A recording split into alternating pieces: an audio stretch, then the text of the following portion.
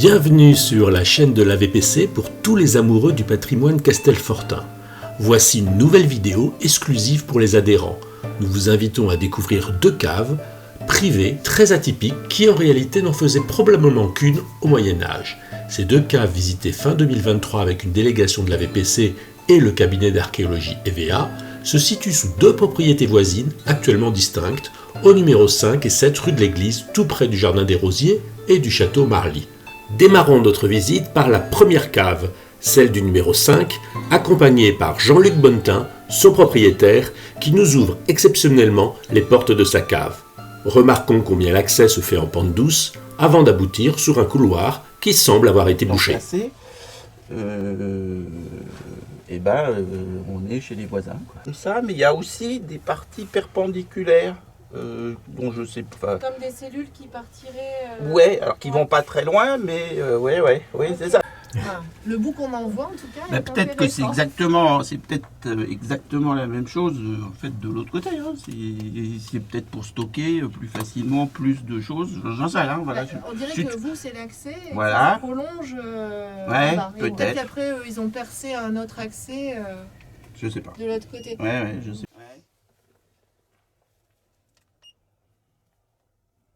Il y a du bâti au-dessus là, non? Comment c'est? Oui, là il y a une c'est véranda. votre... Quelle adresse s'il vous plaît? Là c'est le 5 rue de l'Église. Merci.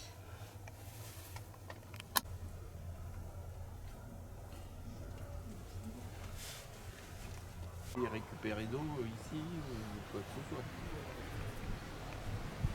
que Eux, en général, c'est magnifique assez genévrier, envahissant, oui, c'est ça. taillé par Christian, le super jardinier de Châteaufort. Et en fait, oui, je pense qu'il a dû mieux, puisqu'il travaillait déjà pour moi. La chaleur, ça doit être agréable de se poser en dessous. Oui, c'est bien. Donc, ça. En plus, c'est très très dense. Les enfants peuvent s'asseoir en haut des branches, et on dit même qu'il y en a 3, c'est ça Jean-Luc? 3 enfants, Il y a eu 3, oui. 3 qui ont pu s'asseoir en haut de l'arbre. Incroyable. Pour retenir le terrain, quoi. Ce type de cave peut trouver son origine à l'époque médiévale. mais attends, mais même, on dit qu'il y a une légende, on pourrait passer des barriques de vin, c'est ça? Ouais, en fait, ça ressemble, les pentes comme ça, très douces et très longues, ça ressemble à ce qu'on connaît pour les entrées de caves vigneronnes, en fait, qui permet justement de faire rouler les barriques et les tonneaux, et les sortir. Tout à fait, et les stocker. Mais bon, la cave étant bouchée, ce qui serait intéressant, c'est de voir de l'autre côté s'il y a des cellules latérales comme on le connaît pour cette période-là. Ça, c'est le cas, quoi. Je me dis, Voilà, si donc vous tenez, maintenant... Eh ben, on va y aller alors. Alors allons-y. Magnifique puits. Donc on est rue de l'Église et on est toujours devant ce merveilleux paysage. On va donc aller sur la deuxième partie. On a vu chez les Bonnetins. Là on va juste à côté, dans la famille à côté, pour voir la suite de la cave. On remarque que l'escalier est similaire et on descend tout de suite. Ça y est, je me suis déjà. À droite. Non, ici, voilà, ici. Alors. Ah oui, il n'y a pas de lumière là. Ben, ça me donne l'occasion de me rendre compte qu'on a un problème avec la lumière. D'habitude, ça marche. Ah et d'accord. là, C'est pas de chance. là, c'est pas de chance. D'accord. Donc là, a priori, vous aviez 1, 2, 3, 4 cellules. Et ici, donc, c'est un accès qui est en fait les barriques, le vin, enfin, tout ce que vous pouvez manger et boire. Et là, je ne sais pas parce que c'est tellement rejointoyé qu'on ne voit pas. Parce que ça a été concis, ça. Pas terrible, la lumière. Ouais. Donc tout est rejointoyé, donc c'est dommage. Mais là, sinon, on a les petites cellules comme on trouve sur les caves de cette période.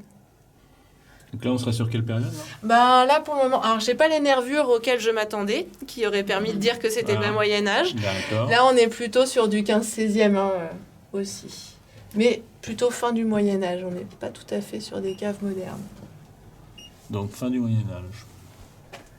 Filmé, donc là on est en face des Bonnetins, donc apparemment on peut penser que les caves se rejoignaient. C'était probablement qu'une seule cave qui a été partitionnée au moment de la partition du foncier en hauteur, en fait, en surface. vigneronne, c'est-à-dire avec des accès très Pardon. en pente douce pour Oui. pouvoir descendre les barriques. D'accord.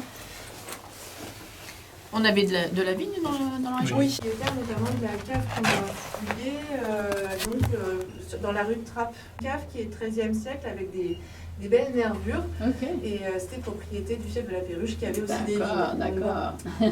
Voilà. Bon, on a parfois des chauves-souris qui nichent, mais... j'ai pas l'impression.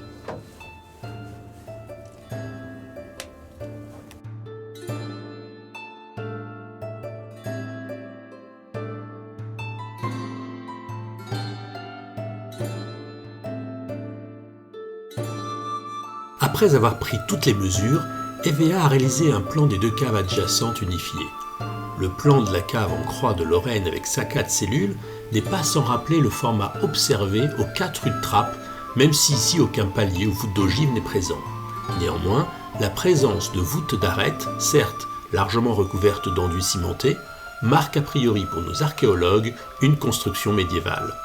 L'accès en pente douce fait écho au modèle des caves dites de vignerons, qui permettait de descendre plus aisément les tonneaux ou barriques.